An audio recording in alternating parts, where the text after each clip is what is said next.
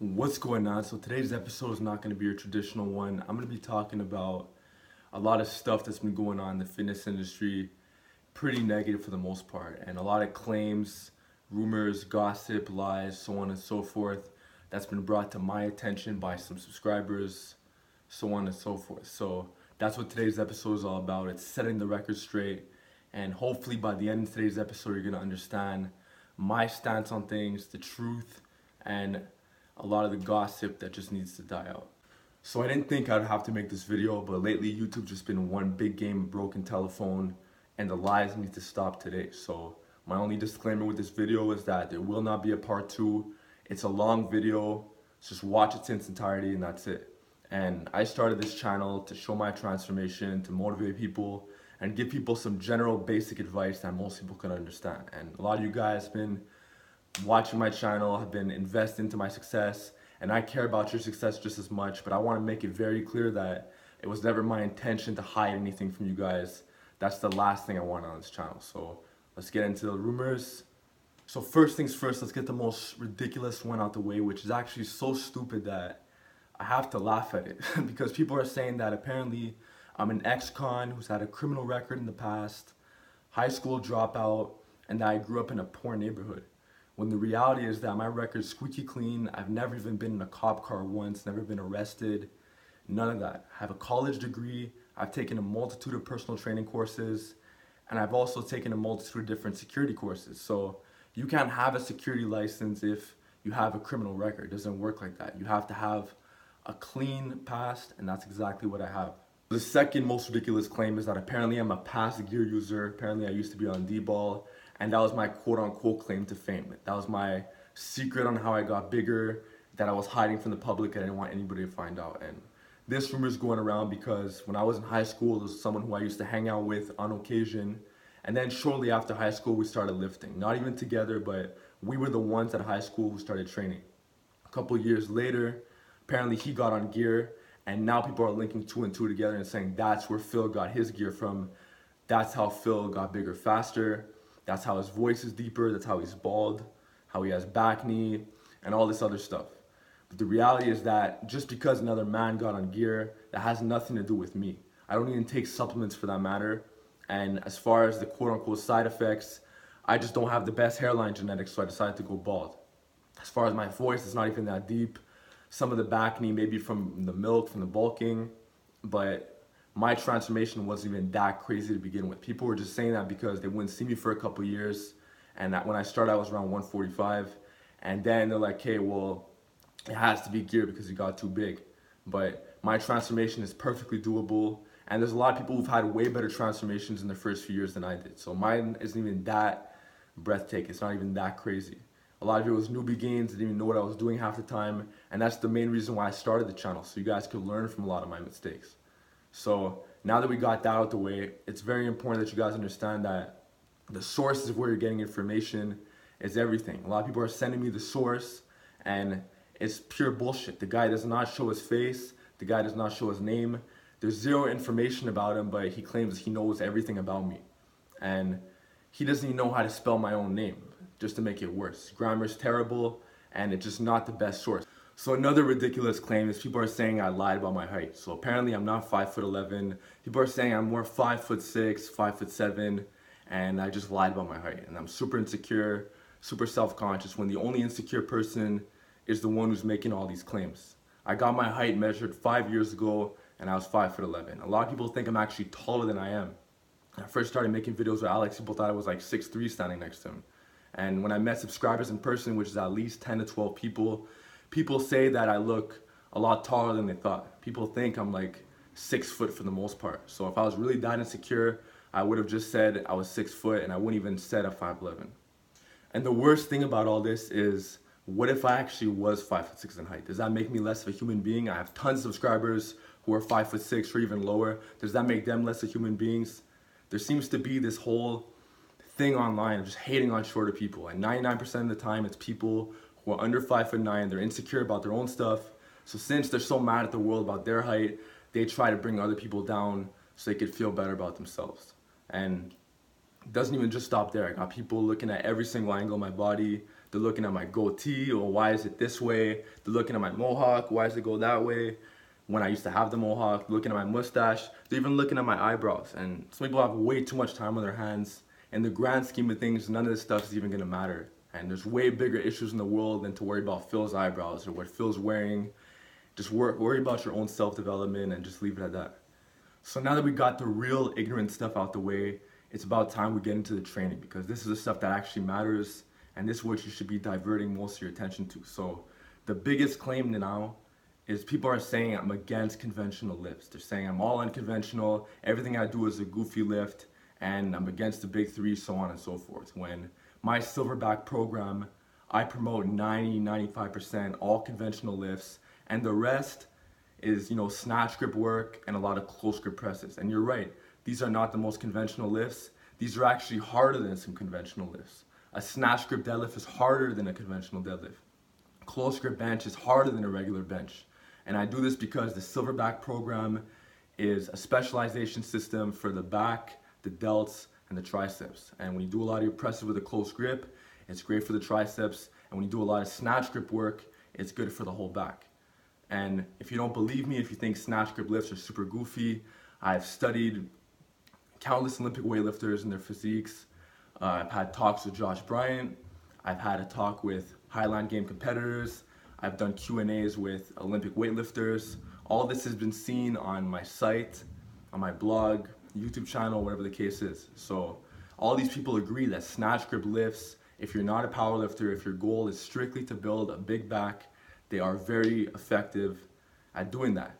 And same thing goes with the close grip work. Close grip benching, it will build up your triceps in most cases more than just doing wide grip benching all the time. Also, it's more range of motion, and that's just that. So another thing is, I understand where people are coming from. I understand their stance on someone who hasn't looked much into my channel, just looked at a couple of videos, like my most requested videos, my highest viewed videos, because all they see is some of the old stuff, some of my old beliefs, and some of these videos I will be deleting because I don't agree with it anymore. What you have to understand is that I was going through a phase for around a year to a year and a half max with Alex, where we were focused on just trying out new stuff, trying out partials, trying out cheat rows, trying out a lot of partials for that matter. And I've mentioned my stance in the rack pull above the knee numerous times. I've made videos about it. I've made Q&As talking about it. I've mentioned in Instagram posts, and I mentioned that my Silverback philosophy is what I agree with at the moment. It's what I've been agreeing with for the last month, or should I say the last year and a half. And I talk about how a great alternative to that lift is the snatch grip power stroke, or the snatch grip high pull. And you could build traps just as big using these movements, and that's what I've been personally doing myself, along with Olympic weightlifters, bodybuilders, whatever the case is. So people are just looking at me and judging me for my old videos when it was just purely out of experimentation. I was just trying out new stuff, and I didn't even invent any of this stuff either. I got this stuff from Mike the Machine.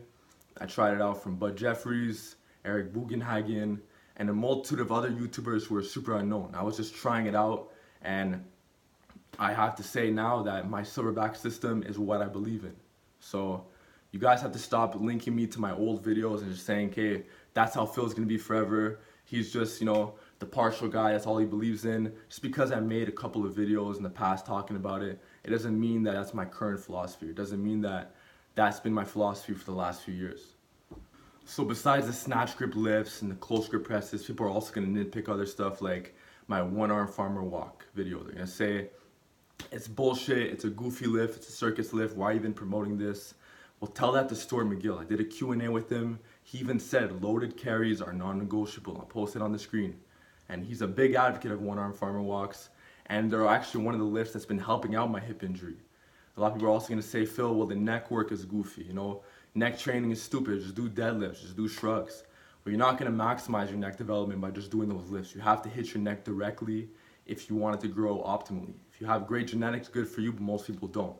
And wrestlers exemplify this. Wrestlers have big necks, and wrestlers hit their neck directly. So then we got some people who are saying I faked my injury, it's really not that bad, and that's why I'm not posting lifting videos. And if you really do believe that, watch the video I made a couple videos ago talking about my detailed injury, life, whatever, and that'll explain it to you. But it's ACL surgery, It's the left hip issue and some flat feet, and it's fucking up my walk. I'm reprogramming everything. I'm relearning how to walk. And this is hands down the hardest thing I've ever had to go through. And when I get over it, you're gonna see the numbers. You're gonna see the progression. It's gonna be a lot better. But right now, I'm not going through an easy time. And that's why I hired the coach. That's why I have an osteo. That's why I have a physio, so on and so forth. And it is getting better, but I definitely do have my ups and downs, and I'm just focused on positivity and just getting this injury better. As far as my programming is concerned, I'm in the gym 4 days a week. There's a lot of lower body work, a lot of corrective stuff. Sometimes I'm even squatting with, a band pulling on my hip. It's a lot of corrective exercises, a lot of unilateral work, long warm-ups, high reps, just getting the form down, just tweaking everything week to week. And it's definitely not the most exciting thing to watch. And it will get more exciting in the future, but for right now, this is what it is. I'm not gonna go on an upper body specialization, try to get a big bench for everybody when I have trouble walking and I have all these hip issues. So I'm focused on my priorities, and it will get better. I just don't know exactly when. Powerlifting is concerned, a lot of people are asking, Phil, what's your big three? What's your total? We wanna know. And I never really had a good big three, and I never really tested, never trained for it that hard. And especially with this injury, I always had a bit of limitations, but I had squat in the low fours, bench 315, and my snatch grip deadlift was 4.5 plates. So these lifts are not extraordinary, but I was using other lifts like high pulls, a lot of rows, a lot of shrugs, a lot of close grip pressing to build up my physique. And that's not to say that I'm against powerlifting. I love powerlifting. I might even do a meet in the future and actually have a coach who is a powerlifter. I have lots of friends who are powerlifters. I've done tons of Q&As, even my recent Q&As with the powerlifter. I have nothing but love for the powerlifting sport. And if you want to know any powerlifters, I'll definitely mention some powerlifting channels that you could watch. But this channel is mostly about body transformation. That's why if you look at the playlist, it's mostly split up in a bodybuilding fashion. You got lots of different videos for every body part, and it's very bodybuilding friendly, if you will. So that's just what it is. If that's not what you're into, it's not the end of the world, but there are a lot of people who do like this stuff. There's nothing wrong with bodybuilding. There's nothing wrong wanting to build a bigger physique, just get bigger overall, and that's actually what I achieved, and that's where I place most of my achievements on. People are saying I don't have a great physique. You could think what you want. I know that my body transformation from when I started all the way till now, it's a good transformation. I know it may not appeal to a lot of people, but for health purposes, I'm also cutting down. So you guys saw the heavier Phil. Now you're gonna see the leaner Phil when he's at around 210, maybe 215, and hopefully that speaks for something. Another thing is people say that I'm just posting fluff videos. They're saying, where's the workouts? And I have posted some workouts in the past, but I stopped for now because the form was garbage, and I didn't want to show people that this is how you do a lift when I'm not even performing it properly due to the injury. So in the meantime, I was posting a lot of other general videos with informative content, and I know that some people may not like it, but a lot of people are benefiting from it. And not every video is directed to a powerlifter. Some videos I may make for people who started a garage gym or a home gym, and I might talk about some alternatives to certain pieces of equipment. So if you don't have this equipment, it's fine, you can use this instead, you can get the job done. Or people who don't know how to do certain lifts, I might make some tutorials.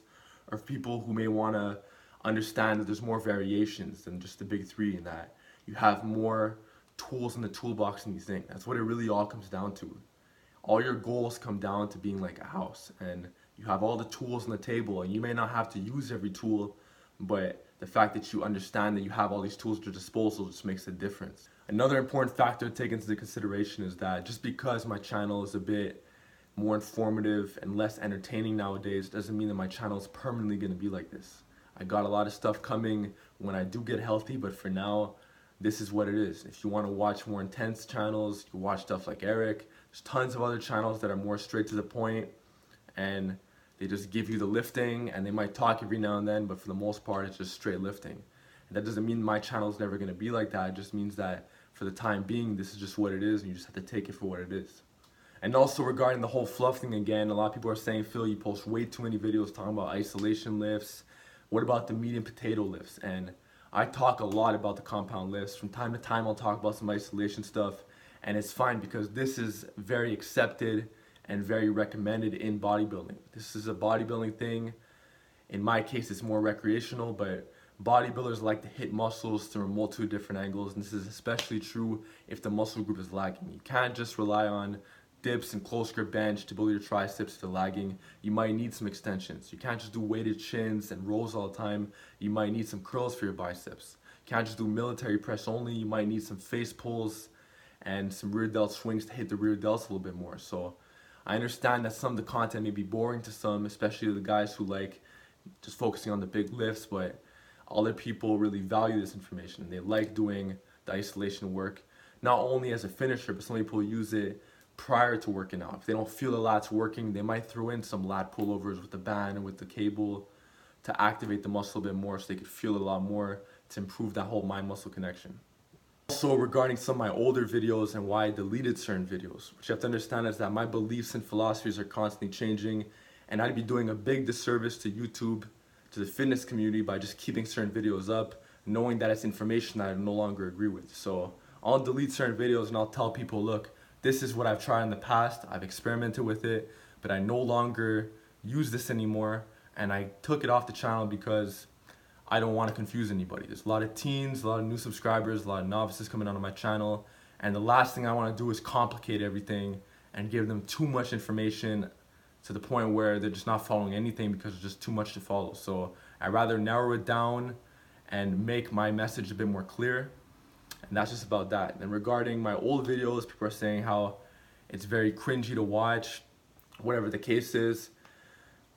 I'd rather you look at it more from a motivational standpoint. Look at how far I've come in such a short amount of time and use that as motivation, as opposed to just constantly looking at who I was before, because it's nothing recent. If you're gonna keep judging me off who I used to be, off my older videos, how I acted, then you might not as well not even watch my new videos because you're just so stuck in the past. So use it as motivation and nothing else. So now I've saved the best for last. Some people are saying that I just got on YouTube in the fitness world to scam people, to be a snake oil salesman, and just to make money. And nothing could be further from the truth. The reality is that the Silverback program / book, it's been a project I've been working on for a long time. It's a comprehensive ebook guide with over 300 pages, and it was taking very long to write. People got impatient over time, they wanted to run the system, so I said, okay, you could buy this unofficial program and I'll send you the official book before 2019. Or you could just buy the official book in the future before 2019, or you don't even have to buy anything. If you want, you could just watch my free videos, and over time you'll understand my philosophies, then you could even make your own program out of it. I'm not forcing anybody to buy anything, that's not my intention, and people are just getting everything mixed up. They're saying that I'm only in this for the money, and that's just not true. If I was really in it for the money, I'd be way heavier on the marketing. I would make my videos a lot longer. I make my videos short on purpose because I know that people have very short attention spans, and I'm not trying to waste anybody's time. I even told people, watch my videos at 1.5 speed if you want to just save some time. Just get the information, get in, get out. Whereas other YouTubers, they try to maximize the ad revenue. So they'll make videos on purpose that are over 10 minutes, and that's just their style of, that's their way of making money. But that's not what I'm all about. I'm not trying to rob people of time. And I tell people all the time, you don't have to buy anything. You don't have to buy my clothing brand.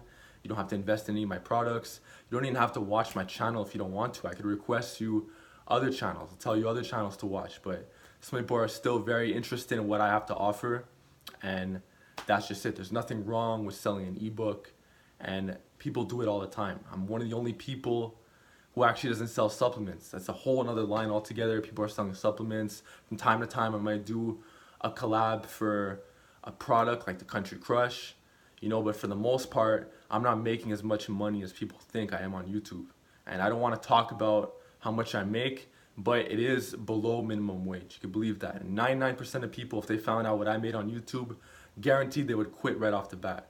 In the last 3 months, I've been making under $100 in ad revenue on YouTube. I know I shouldn't be saying that, but it's just the truth. I don't make a lot of money out of this. On top of that, I have a split with my business partner, so I'm not even getting all the money. So that's just the reality. There's a lot of people online making a ton more money than me, a lot of money-hungry people, tons of people injecting a lot of drugs, claiming drug-free, selling a lot of supplement stacks, telling teenagers, hey, this is my program, follow it, take my supplements too, work really hard, down the line you're gonna look like me. We all know that in most cases, this is not true.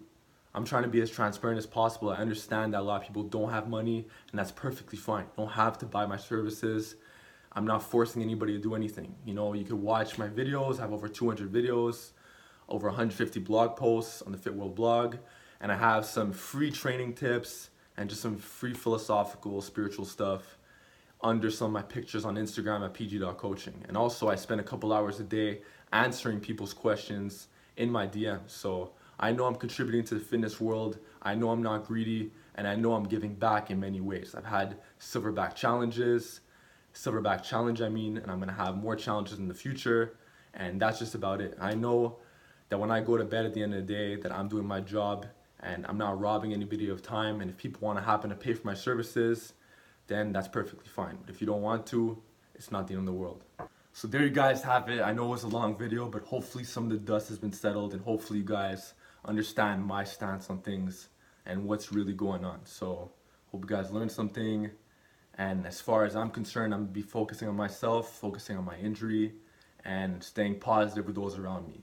And you guys should be doing the same. So with the content on the channel, I got some Q&As dropping. I'm gonna try to drop one Q&A a week, make it very long. And I'm gonna try to get some new people on the channel. If you have anybody you wanna see on the channel, let me know, and I'll try my best to deliver. And in the future, I'm gonna be posting some more training clips so my training gets a little bit less boring. So I'm really excited for that. I'm looking forward to it. And that's just about it. If you guys got any questions, comments, definitely leave them down below. I want to know your feedback. To everybody who's been supporting me since day one, just following the whole Fit World Exposed movement and just showing a lot of love, I really do appreciate it. You guys are the reason why I do this. So with that being said, see you guys next episode. Peace.